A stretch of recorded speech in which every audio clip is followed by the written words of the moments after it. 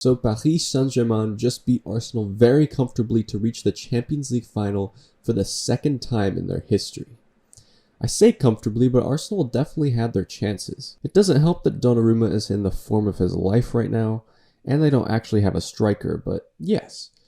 PSG, since their disastrous start to the group stage, have looked like by far the best team in the Champions League knockouts, and are now favorites to win the competition. The funny thing about that is that for years they've had the biggest stars and biggest names in football: Messi, Neymar, Mbappe, Ramos, Ibrahimovic, Juan Bernat. But as soon as they move away from that Galactico-style philosophy, that's when they have the most success. The midfield three of Fabian Ruiz, Vitinha, and João Neves is the best in the world at the moment, and their interchangeable front three made up purely of wingers is a joy to watch. They have the best fullback duo in the world right now with Mendes and Hakimi, their keeper is world class, and Marquinhos and Pacho aren't bad at center back either. Basically, they're a beautiful team to watch and are winning the hearts of many. Also winning the hearts of many is their coach Luis Enrique. I'll be talking you through his story and some of his quotes later in the video.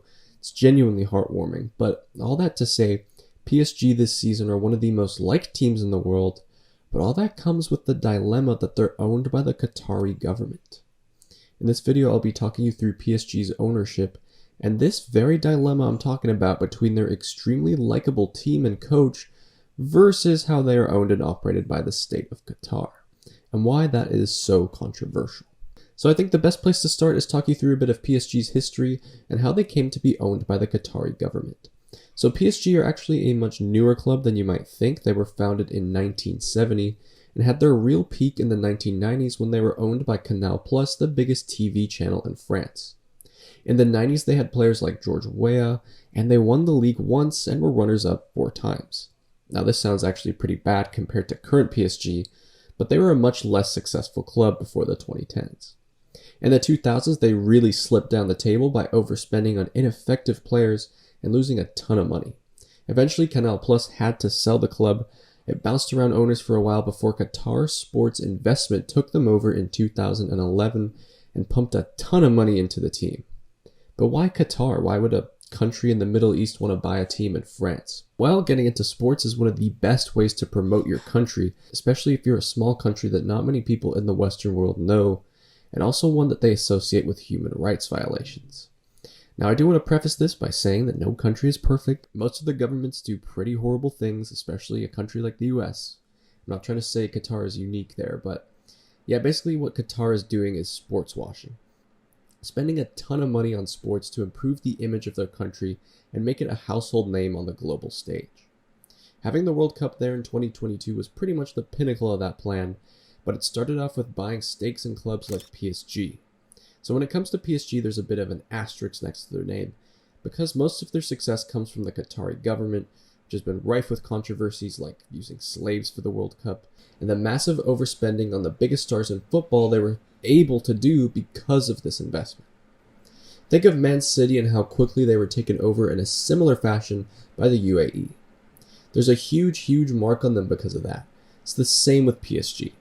For the past decade or so, PSG have been one of the most hated clubs in world football, which brings us to this season where the view of them has changed quite a lot. Let's talk about why that is, and a huge part of that is their coach Luis Enrique. Not only does he have them playing absolutely beautiful football, but he comes across as such a good guy. He's got some funny quotes, like when yesterday he basically admitted to the French league being a farmers' league, but he also has an extremely emotional and sad story. You see, he lost his daughter Zana just a few years ago when she was 9 years old.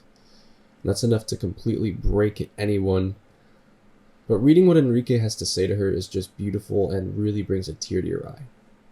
When asked about her death, he said, "Do I consider myself lucky or unlucky?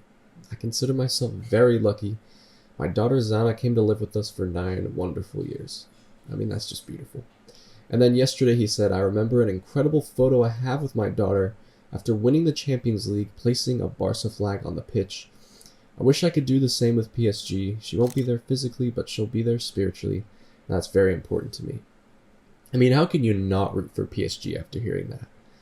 And this is the dilemma I'm talking about here. While many people might not want to root for PSG because of their ownership, they will want to root for them because they're rooting for Enrique. Football is full of dilemmas and stories like this. For example, Newcastle are such a likable working class club, but their recent success has also come with a grain of salt because they're backed by the Saudi government. Pretty much every club in the Premier League at this point is owned by some billionaire who just pumps money into the team. German football is one of the only top leagues that still keeps things classy and fan-owned. But yeah, that's kind of what football's turning into nowadays. While clubs will be used as businesses and just to boost the profits of billionaires or even countries, it's the smaller stories, the stories of the people, the fans, the players, the managers, that truly are what matter.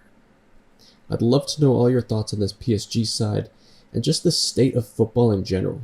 Please leave all your thoughts in the comments below. I'd love to read them. If you enjoyed this video, please leave a like and subscribe to Footballers for more videos like this one.